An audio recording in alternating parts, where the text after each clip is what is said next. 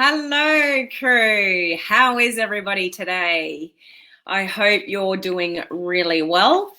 How's life in your part of the world with COVID? Are things opening up for you guys? We're getting a whole lot of restrictions lifted here in Australia, which is nice. We got emails just this morning regarding some of the sports that are going back. So right in the middle of winter, we're going back to the kids' school sports, but things are starting to change. So how is it for you guys? I just wanted to sort of check in and see whether you guys are still in lockdown or whether things are starting to lift. I'd love to know how you guys are actually sort of going and whether you feel like life is kind of getting back to normal or whether you've still got a fair few restrictions. Let me know. So that was just a side note. What I wanted to share with you today is I listened to an interview just recently regarding some really successful network marketers interviewing another really successful network marketer, one of the highest paid network marketers in the industry as a whole. And I don't really know this guy. His name is Alex Morton. But he's one of the highest paid network marketers, around in the industry. So he had a few things to share, and I just wanted to share them with you because I think sometimes we need to take a little step back and just really have a think about what it takes to be successful in this particular industry. All of you should hopefully recognize that, you are all special in some way for taking this industry on. If this industry was easy, everybody would do it. And we know that not everybody will do this kind of business, home-based business, entrepreneurialism, digital marketing. It's not necessarily difficult. It's actually quite simple. But it doesn't mean it's easy, does it, guys? And there's certain things and certain traits that successful network marketers have that we should strive to have. And I always think it's worth listening to the advice of people that are walking the walk, like they're talking the talk. And through their experience in this industry, they've got some really valuable things to share. So I wanted to pass that on to you guys because I absolutely 100% agreed with some of the things that he shared. So I think it's worth having the conversation because we can get caught up in the online world, marketing world, digital strategies, online funnels, all the shiny object syndrome. Something else hits your inbox or your Facebook news feed and you're like, oh, I want to go over there, or oh, I want to go over there, or oh, I'm going to move platforms now, or I'm going to do Snapchat, oh, there's this new TikTok thing, I'm going to go over there because that's the next best thing that's going to make me successful. Like we're always drawn to the next best thing that's going to make me successful. But at the end of the day, there's certain things that actually really contribute to somebody being successful in network marketing. So let's have a chat about that today. I hope you're okay with that. A couple of other things. There is a link in the description above. If you missed yesterday's Facebook Live that I did, I would encourage you to go back and watch that because I've got some pretty cool training coming up next week in my coaching community that's going to help you with ideas for posting on social media to create curiosity, build connections, relationships, conversations, things like that. So just go back to yesterday's Facebook Live to check that out. But I would highly encourage, if you're not already in our coaching community, you might want to be for our training next week. And when you do get in, just click in the link and check the details out because what I give you as a bonus is just incredible amount of value. And when my new website login is ready, which is not quite yet, that will not be available to you anymore. Okay. The other thing is the video challenge group. I'm not sure, Olive's probably on. I'm not sure if you've let everybody in yet, but the video challenge group is open for new people to join. Okay, so you want to get in the group. You'll be tagged in a welcome post to know what to do if you're brand new to that group. You don't really need to do anything straight away, but there are some things you can do to get prepared for the start date of June. I think it's June 25th. Correct me if I'm wrong, Olive, if you're watching. But yeah, we're gearing up for the next video challenge. You still got time, but if you want to conquer live video or get better at it, or just create some consistency, video challenge is the way to go, guys. And it's completely for free. I guide you through the whole process.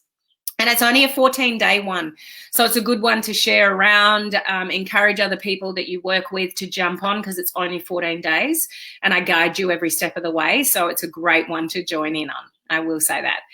So before I get into the content, I'm just going to say hello to a few people. We got Crystal here. Hello, Crystal, life member of our coaching community. Hello, Heather. How are you? Life member and VIP. You got the emojis going on. If you're new to our community, we have little emojis which signify where people are connected to. So the palm tree is for just our community here.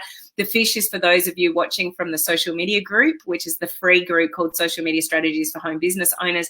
The cruise ship is for those in my coaching crew, my online crew coaching community. And the anchor is for my life members. And like Heather's got up here, the wave, they're for my special VIP mentoring students. I'm fantastic. How are you? I'm a little bit sleep deprived, Crystal. I did the stupidest thing this morning. And I'm so pissed off with myself. So some of you may know that I get up and do training for a particular online community, a community of entrepreneurs. But for me, that works out to be 2:30 in the morning. So I do that once every couple of weeks or so. They're a little bit more lenient, me being in Australia in that time zone. But I got up last night. So I went to bed about 11, woke up, tossed and turned for a while. I was just saying to Olive just before, it's like when when you wake up for an early morning flight, and you've always got sort of one eye open because you don't think you're going to wake up to your alarm, so you never really sleep anyway. Have you guys felt that before? So that's what I do before I do these trainings. So I go to bed, try to have a bit of sleep, then I wake up, get dressed, put a face on, do the training, answer all the comments, and then I go back to bed. So I did that this morning, and when I went back into the community to answer the comments, I noticed that one of the other mentors had also gone live at the same time, and I'm like, what? We both went live? And so I checked the schedule, and guess who got it wrong? So it was meant to be tonight, not tomorrow night. So good one, Helen. So a little bit sleep deprived, but it's all good. It's only sleep. Hello, Jacinta. How are you? Yes, why couldn't we have COVID in winter? I know, I can't believe we're just getting back into the kids' sports, Jacinta, and it's right in the middle of our winter. It's like, hello, welcome back to life. Hi, Mike, how are you? COVID is waning here in upstate New York. Businesses are opening up, and I've been called back to work in the injury clinic starting Monday. So how do you feel about that, Ford? Are you excited to get back into that, or are you quite comfortable with being at home? Let me know. Hey, Olive, starting slowly to get back to normal, but different. Sometimes we have to wear a mask. Okay, for some appointments.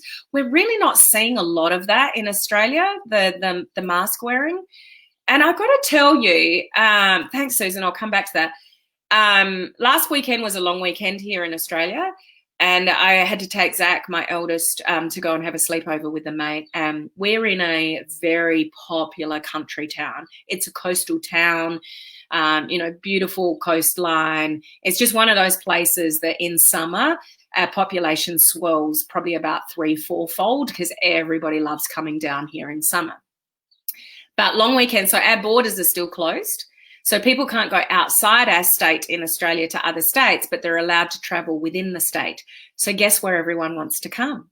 They want to come to which we're known for, like a coastal touristy destination. And oh my gosh, the bakeries had lines down the street. And I tell you, there was no inkling of social distancing at all. They were jam-packed. There's one particular bakery that's known, like is really, really popular. And it was wall-to-wall people for I don't know how long. You just never would have thought COVID even existed. It's crazy stuff. And I actually heard, who was I saying this to? No, this must have been in another group, maybe my network marketing group yesterday. Eric Worre just did a training for a network marketing company online last weekend. And he was saying he lives in Vegas. And that Vegas has just opened up is what he was saying. And that he went down to the Bellagio. Do any of you guys know the Bellagio? You know, the one with the fountains out in the front of it, like beautiful casino. And he went down there to have dinner. And he said it was just ballistic. It was just crazy. All the gaming tables were full. There were people absolutely everywhere. And it was literally like, COVID? What COVID? There's no COVID or social distancing happening here. So I think people are just like, get me out. I want to go out. I want to socialize. I want to have a drink. I want to go and gamble. I want to do whatever. So it's interesting. Gyms are open here. Salons are open with restrictions. Things are starting to open up. I am absolutely dreading teaching at the gym on Monday morning, guys. I haven't done anything to do with weights. I thought I'd be really good this week and get back on the exercise. I've had early mornings, late nights. Like I'm going to be so sore next week after my class at the gym on Monday morning. I don't even know how I'm going to teach it or if I'm going to remember how to teach it. Hopefully it'll just come back to me like riding a bike, but I'm actually dreading it. Sadly, there are more and more new cases here in the US. Are there? So far, we aren't even sure if our kids will return back to regular school in August. Wow. Our kids have been back in school for a few weeks now, number of weeks, and we haven't had any new cases in our state for quite a while now.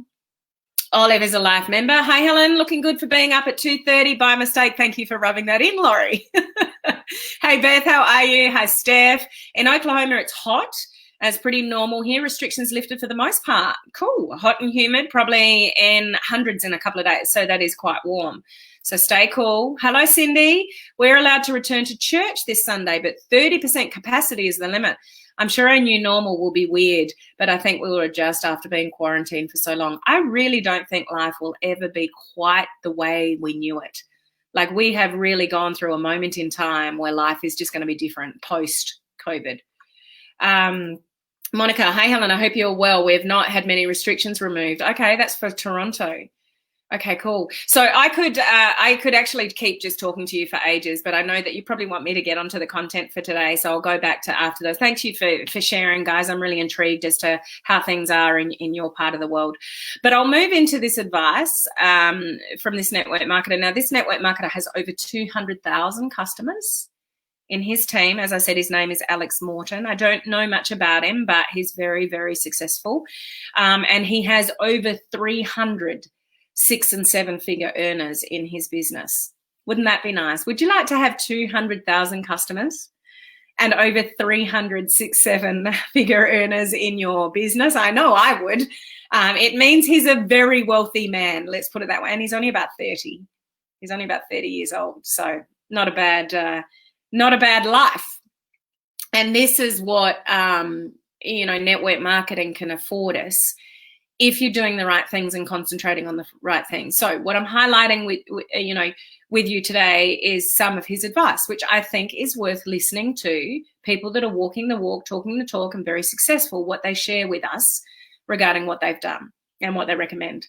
So one of his mentors, you guys would probably be very familiar with Bob Proctor.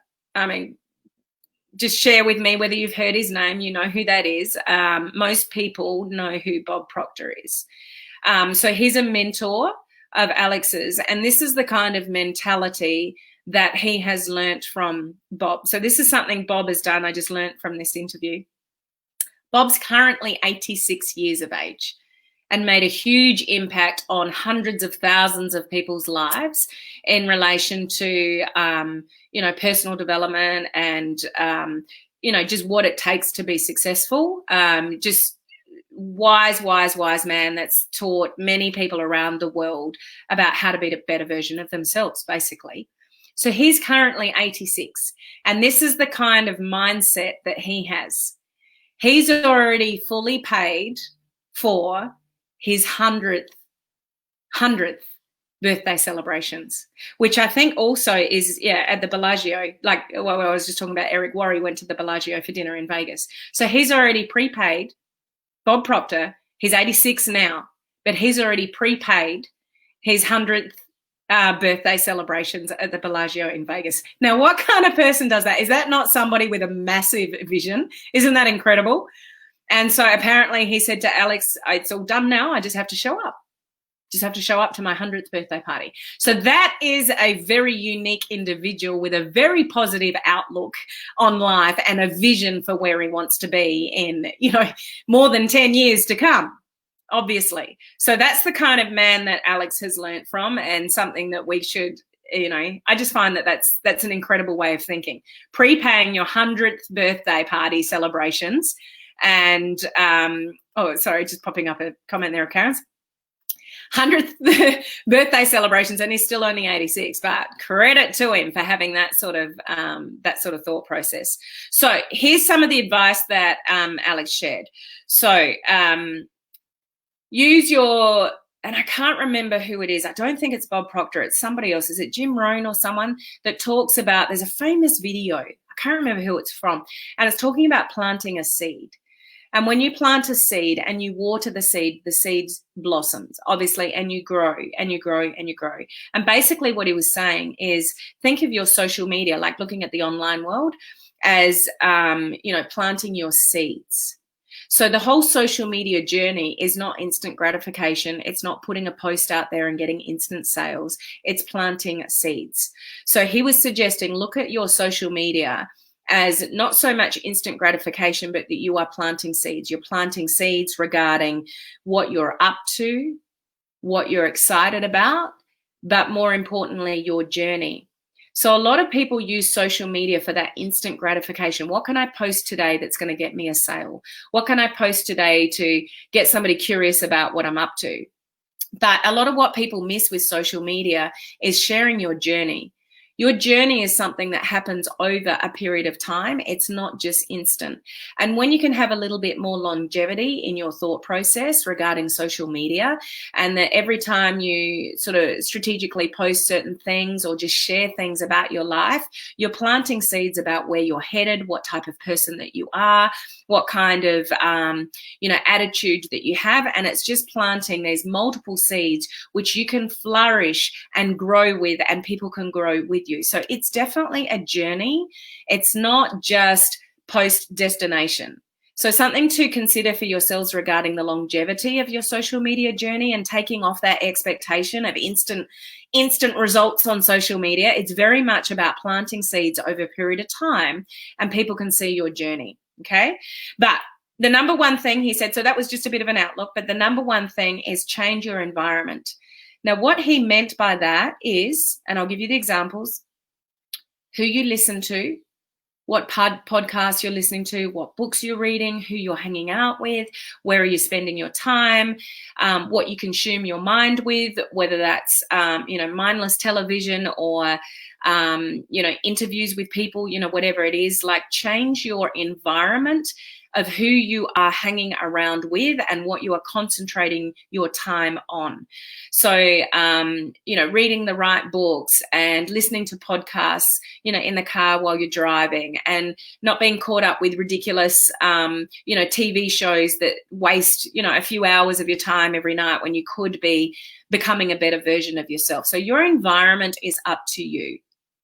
Who you are influenced by, who you listen to, what you focus on, all those kind of things. You control that kind of environment that you absorb yourself in. So by doing all of that, he was basically saying you raise your vibration as a person. You should always strive to be a better version of yourself. And when you change your environment and you absorb yourself with things of positivity and people that you can look up to and learn from, and that you're inspired by, then your vibration will rise. When your vibration rises, then just so many things can blossom from that. But when you're around people that put you down, you're consuming yourself with the news. Like, what did he refer to? CNN, he referred to as constant negative news. So CNN is definitely an American thing, but we still get it here in Australia. But he referred that to as constant negative news. Don't watch the news. Don't absorb your precious mind and your brain space and your environment with things that are not positive. So you can control the environment that you, put yourself in. Or if there are negative influences, try to minimize them and put your attention towards things that are positivity, a good positive influences on you. So he basically said, do not let negativity enter in. Do not put yourself in situations where negativity can seep into your brain, whether that's the news, whether it's people you surround yourself with, whether it's people that you listen to, like it's a negative outlook. Just push it away. change your environment, and just absorb, positive influences every step of the way. He went on to say, so the second thing he advised is stay positive all the time, even in times of adversity, times that are tough, times that don't go well, things that go wrong. Stay positive all the time. In every situation, whether you see it or not, there is an opportunity for you to have some kind of positive spin on it. It's like, okay, well, that's not ideal, but the lesson I learned here was learn lessons from things that don't go well. Learn lessons from things that are happening around you in the environment and things like that, but stay positive all the time. Probably impossible for everybody to stay positive 100% of the time, but people don't need to see necessarily your down moments or your negative moments, although being vulnerable on social media is all part of, the know, like, and trust factor. So we don't want to ignore that, but you can still be vulnerable and be positive. Does that make sense? So you can still have a good outlook on something, even, being vulnerable in something that hasn't gone well. Okay. So staying positive all the time, as much as feasible, obviously.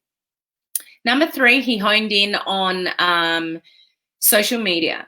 So his was his advice around this. Social media is very, very noisy. We know that. You know that. So what is it that you can do to be different? What is it about your personality that makes you stand out from the crowd?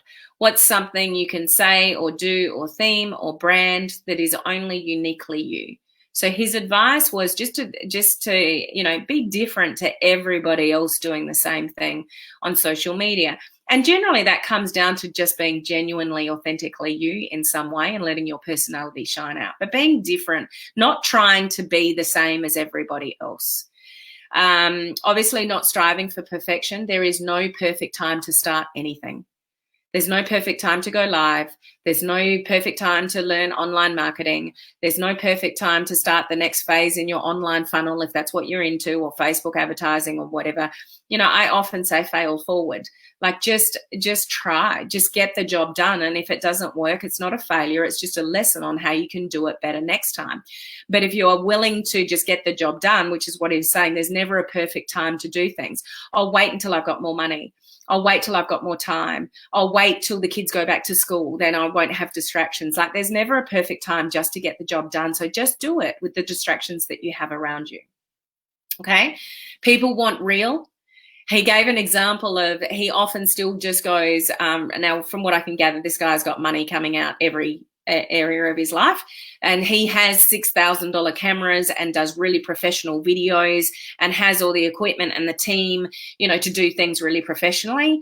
And he said often the videos that he does when he just pulls out his phone and just goes live are more popular than the professionally, put together with a production team, videos that he does. So his point there was just be real. Just be you, just be yourself. Don't try to be anybody that you're not. Don't try to, appear more successful than you're not. He tries to hide a lot of his success now because it's just, people can't relate to that. So it's really, a matter of just being really real and authentically you. And really honing in on, people want to see your journey. So this is what I was saying at the start. You may not feel like you've got any success at the moment. You may not even have any team members yet, but you're striving to. You just might not have much financial reward from your business yet. But when you share that, share what you're learning along the way, people are drawn to your journey. Just posting on social media, sharing what you're up to on stories, people are intrigued by people's journey. So taking the expectation off a sale or instant results, those expectations, and literally just go with sharing your journey on social media, because that's what people are drawn to. And he did say Facebook is still now one of the best places to recruit people. So that was just a little side note for him. He still believes Facebook out of other platforms, although he's huge on Instagram, but he does believe Facebook is a great place to, connect with people, build relationships, and recruit people from. His suggestions regarding platforms is don't overdo it. Don't try to be everywhere at once. Stick to one, maybe two platforms. His top 3 were Instagram, Facebook, and YouTube. If you're going to pick, one or two of those, that would be over things like TikTok and Snapchat and things like that. That was his suggestion regarding the sort of the top 3 platforms to have a visual presence on. But yeah, he definitely said don't try to be at all places, at once. But he did highlight consistency is the key on social media, showing up, sharing your journey, good, bad, and ugly, but just absolutely having consistency. And he also added, just double down on social media like yesterday. Because if you're not doing it, you're missing out. If you're not sharing, you're not showing your journey. You're not sharing your experiences, your, what's going on in your life. And it's all about getting to know people with that know, like, and trust factor. So he said, double down on social media like yesterday. That's where you really want to focus your attention. Now, one of the other things that was asked of him is, what do you suggest regarding, this was the last point, what do you suggest regarding building a team? How did somebody successfully build a team in this industry? So we had a few things to share there, which I think are worth noting. So firstly, it all comes down to us. We need to become a person of value ourselves. Before you can lead anybody, lead a team, inspire other people, expect any kind of duplication from people in your team underneath you, you need to become a person of value yourself. So that requires looking in the mirror and checking in with the type of person that you are. Okay, and coming from that is developing the skills. So he specifically listed things like developing skills in prospecting, inviting, presenting, duplicating, like all the skills that we do need in network marketing, whether you're doing it traditionally or online. They are absolutely skills that you guys need to work on. We all need to work on in this industry to be a good leader of any sort. So it's really about putting the effort in. So how do I get really good at recruiting? How do I get really good at handling objections?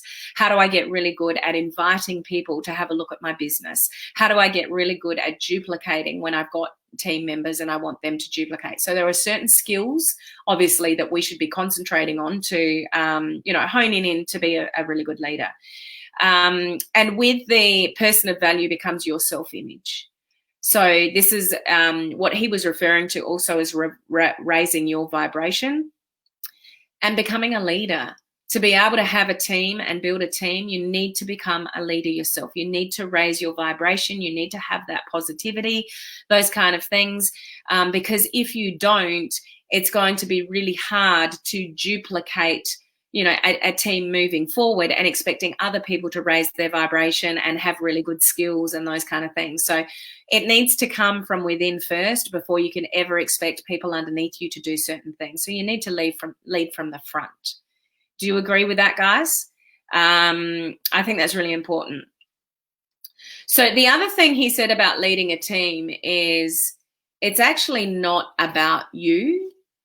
It is about others and showcasing others and also highlighting others and recognizing others, to identify those people that are worth working with, because not everybody in this industry or that might be in your team or that you bring into your team is worth your energy.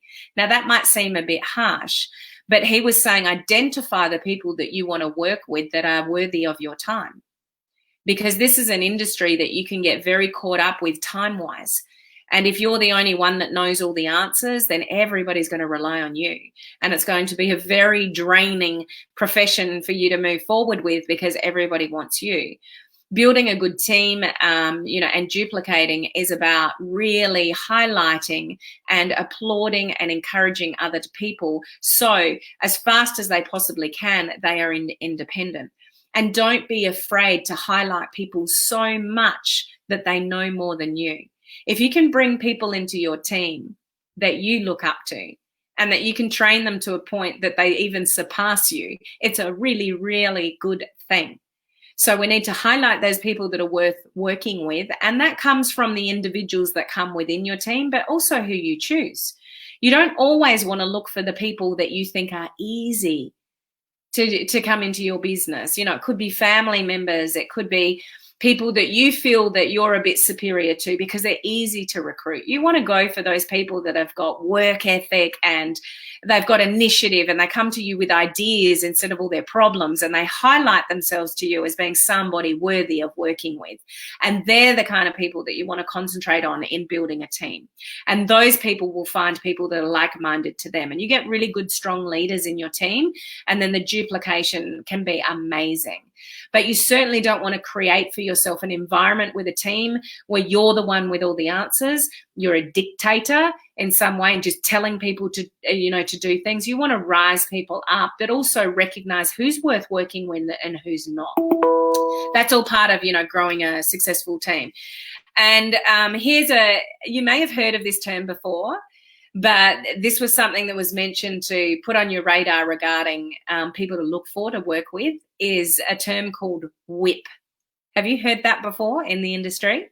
WHIP, so W-H-I-P. So W stands for work ethic. You want to look for people that have got a strong work ethic. H is hungry. They're hungry for it. They need it to work. They want it to work. They're desperate to get out of their 9 to 5. They really want to build up a plan B. So people that are hungry for it, that will work for it. Integrity. Obviously, anybody that you work with, you would hope that they have, high integrity in how they operate and run their business. And the last one is personal power. So when we say personal power, that's somebody that has ownership over themselves. They have personal power. It's not like, well, my upline doesn't support me, so it's all their fault. I don't get any training in my team. Like there's always the blame game. You want to work with people that have got personal power in that they take responsibility for their own actions, and they take responsibility for what they do and don't do. They take responsibility for learning how to deal with objections, learning the comp plan, learning. Just learning. So you want to look for people that have got that kind of WHIP. Have you guys heard that before? I'm intrigued if you've heard that before in the industry. So that's work ethic, hungry, integrity, and personal power. So that were the main things that sort of Alex shared. So I think what you should take from that is a couple of things. Is something that I say regularly regarding our responsibility in this is you can learn all the online skills, online funnels, all the shiny, fancy things, shiny object syndrome things, but it doesn't mean anything in this industry unless you've got the right mentality, self-belief, action taking, all those kind of things going on. Like it really does come down to us as people, our positive outlook, not being caught up with problems in the company. Let's say you got shipping problems, or the company changes prices on something, or a product range changes or something like that, and everybody complains. You don't buy into that kind of stuff. So it really depends on how you are as an individual. And I know a lot of people say that this industry is very much a personal development, and professional development industry. It's just so true.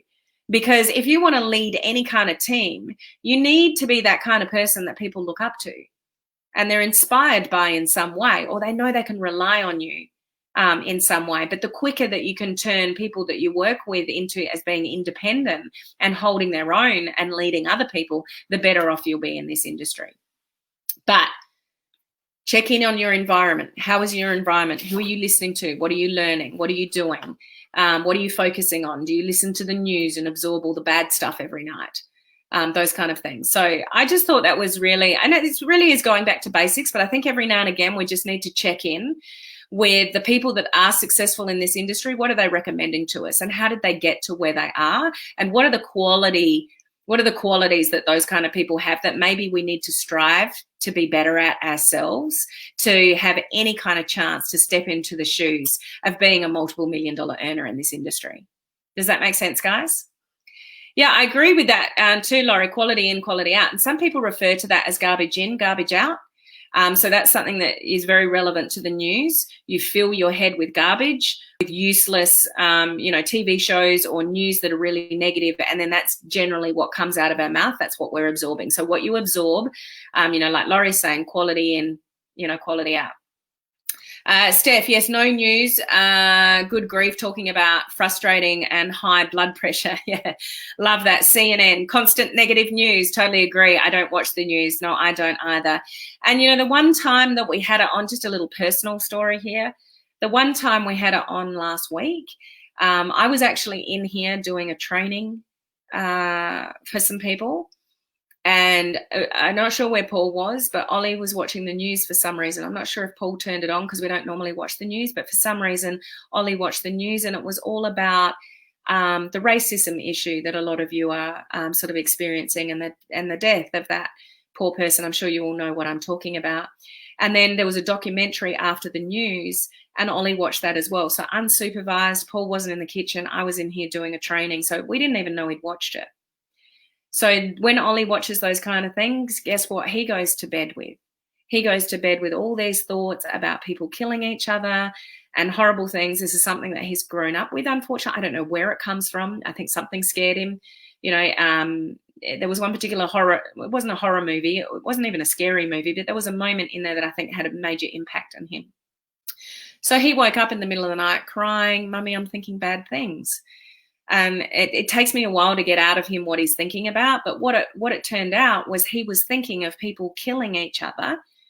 This isn't a 12-year-old boy, guys. He'd gone to bed with thoughts and then wakes up of having dreams of people killing each other, like a 12-year-old, but it was all because of what he saw on the news and that documentary. And if he hadn't watched it that night last week, he wouldn't have gone to bed thinking that. So it really can have, if you think a children's mind, but we do absorb that as adults. We're just not as conscious of it. So it has a real impact. So be careful what your children watch, guys. I refuse to be around negative people or people who don't support me. Yeah, positive thinking does work, but it's a habit that we need to get into. Optimism is contagious. Yeah, yep, makes sense. I don't watch the news, and I try to unfollow any news-related material on Facebook. Now, if I could just get my dad to follow my lead. There are some people that you're not going to be able to change, Lynn. Your dad might be one of them. So I guess it's just not being emotionally affected by that, which I know is hard for you, you know, with your dad. But he's probably at that age where he's just not going to change, I would gather. Okay, I do my best to not post my dirty laundry on social media. My mood, outlook on life, and my mindset is so much more positive now. The world shuts down and I'm getting busier and more productive. That's what it's all about. Yes, Laurie, now is the perfect time. There is, you know, there's always tomorrow, there's always next week, but honestly, just get the job done now. Now is the time. And I would love to keep reading your comments, but I'm very conscious of how long I've actually talked for. So I hope you got just some kind of thought process out of that, or something that gives you an idea of maybe that's an area that I might need to concentrate on. Because this industry is about you being a better version of yourself, being able to shift things really quickly when things happen that are not quite positive. You know, shift your environment, shift your thoughts, always put a positive spin on whatever's going on. Like, your life is up to you. Your business is up to you. Your thoughts are up to you. Even though you don't think you have control, you absolutely have control. You just might need to retrain it a little bit. So when those negative thoughts come in, you can go, okay, thank you, brain, for going into autopilot there, but that's not the way I want to think moving forward. And when you consciously catch that and you know, have an awareness around your thoughts, you've got half a chance to then change them, and then you start creating new habits. So your new normal can be positive thought processes, but it just takes a bit of conscious effort in catching those negative thoughts that you might have. So for whatever that's worth, I hope you got something out of that, reinforcement of what you're already doing, or maybe an idea of something that you can go and concentrate on to be more successful in this industry. So thanks for being here, guys. Always just love you guys, you know, commenting in, and I'll go back to your comments, you know, later. So I will catch you same time, same place tomorrow. Bye, guys.